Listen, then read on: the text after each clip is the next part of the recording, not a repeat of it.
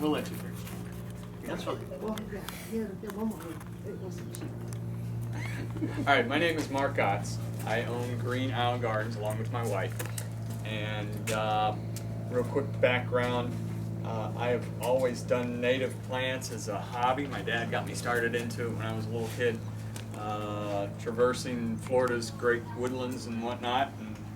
And so I've always been interested. And so when I retired from my position as a contractor, I started the nursery on a full-time basis and have been learning ever since on how to propagate these native plants, because some of them are difficult, some are pretty easy. I have a horticulture background, so I've always been interested in plants. I just never fulfilled what I did for my schooling until now. So, but it's still a learning curve, and there isn't a whole lot of information out there on how to propagate plants that are native to Florida. And so it's just a lot of passed down information. And so I thought I'd pass along a few secrets with you guys, although they're not really secrets. But first off, there's a couple. Tell anybody. Yeah, I'm telling anybody. But I listed a couple authors on the top of the sheet that I handed out, and here's a few other folks that might want my sheet. We'll share. You'll share. A bunch of colorful birds. Hey, Mike. Hey. The two authors, they actually have books that list how to propagate the plants in their books. And they also have a lot of great other information about Florida wildflowers. And if you look on the next thing down, it's the laws regarding our Florida native plants. It is illegal to collect wild plants from the wild in Florida. Now there are some caveats to that. If the place is being demolished, making room for a new subdivision or so, it's still illegal to remove the plants without the permission from the owner. And so you do make sure you have to get the permissions from the owner. You cannot collect seed from the wild.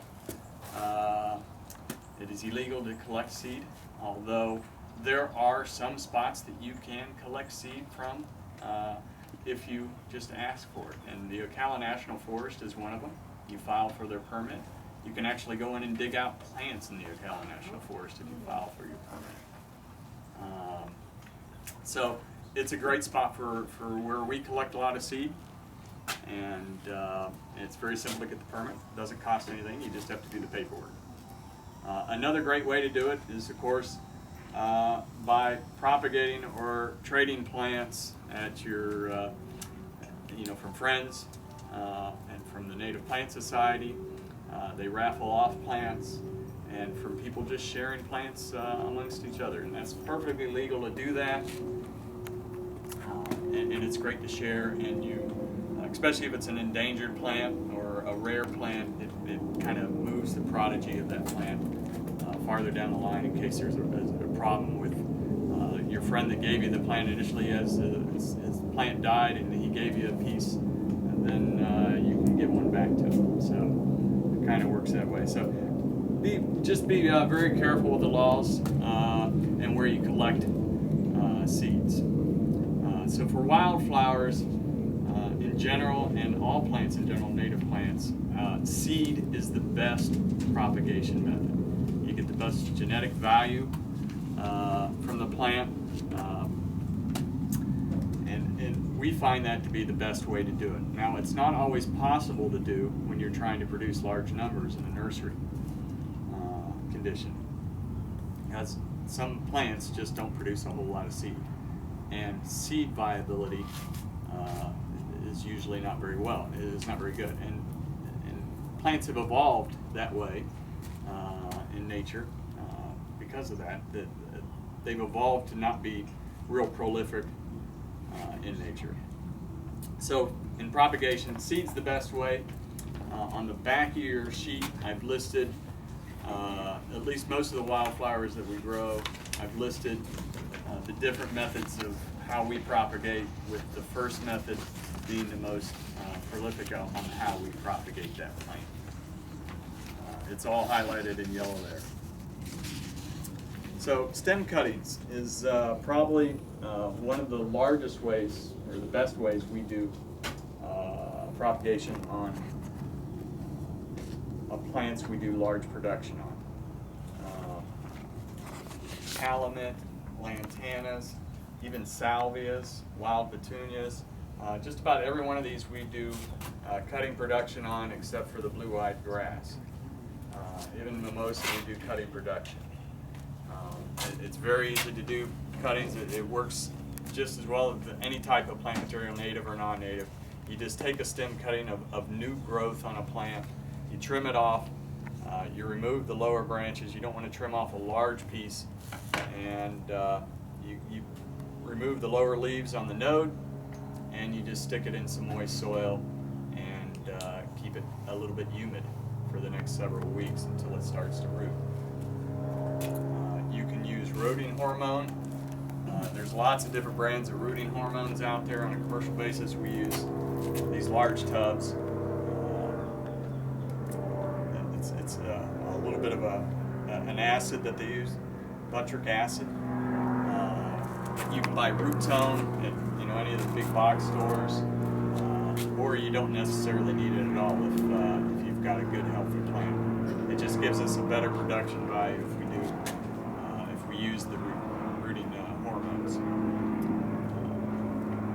Any questions so far? Yeah. Do you use the native soil? Sorry? Do you use the native soil? No, we use soil that's as light and well drained as possible. Has a lot of perlite in it. I would recommend that you try to get as well drained as soils as possible and as sterile as soils as possible. So even like pure builder sand that you can buy, or play sand that you can buy in any of the box stores works well. You can add some perlite, which is also sterile, to really loosen that soil up to more porous and to let water through. So your roots have a chance to spread out into some of those air cavities as they grow. Yes? So after you cut them and put them in the soil, do you keep them pretty much in the shade the whole time? I mean, some of them are naturally sun plants, so. Correct. Well, they do need light in order to start producing those roots. So you don't want to put them in full sun, but you do need some bright light. So I would recommend, if you just do it in a small pot, if you just do it in a small amount, you want to create like a greenhouse effect.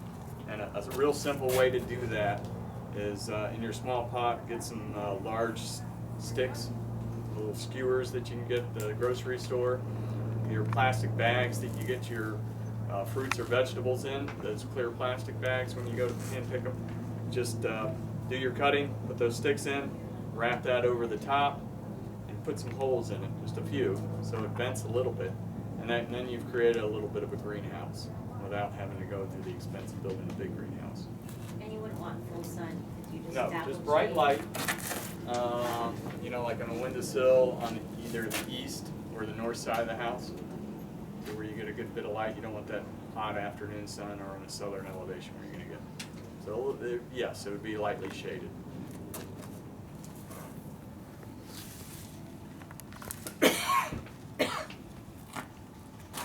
All right, so other things on plants to do stem cuttings.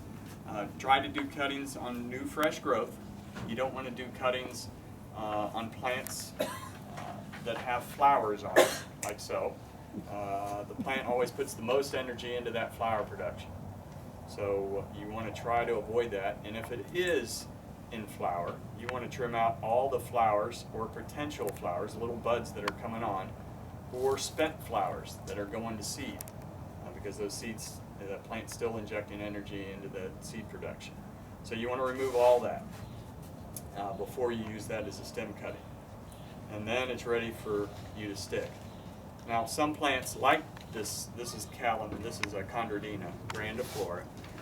It is a fall bloomer. We've actually tricked this plant by keeping it into greenhouses, so it gets a little bit more light than what it normally would get this time of year, because we do have lights at night for the greenhouses. And so it's still thinking it's during its growing stage. So it hasn't put any blooms on it. But if the flower is normally a fall bloomer or a spring bloomer, when it puts on its biggest show of flowers, that's the worst time to try to do cuttings, because all that energy, even if you do the cutting and even if you remove all those flowers, it's still thinking that it still has to produce flowers. So it'll reset to try to produce more flowers. So you don't want to do cuttings on plants that have a certain timeline when they produce large quantities of flowers.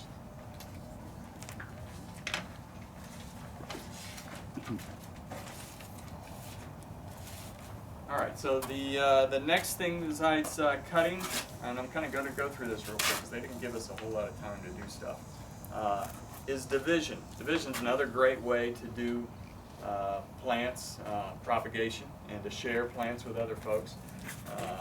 Blue-eyed grass is one that does great by division.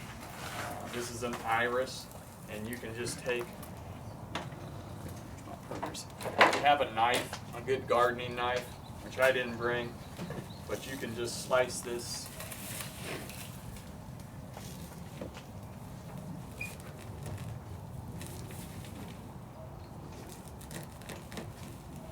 And we can probably get about 20 or 30 plants out of just this guy by dividing.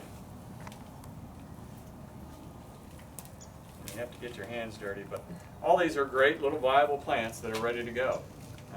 You just have to get them in some good soils. Keep them moist for the first couple weeks because you've just, you've cut off their feet, so they have to regrow those feet in rerooting again. Now that's considered a wildflower. Yes, blue-eyed grass. Really? Is there in the state of Florida, is there a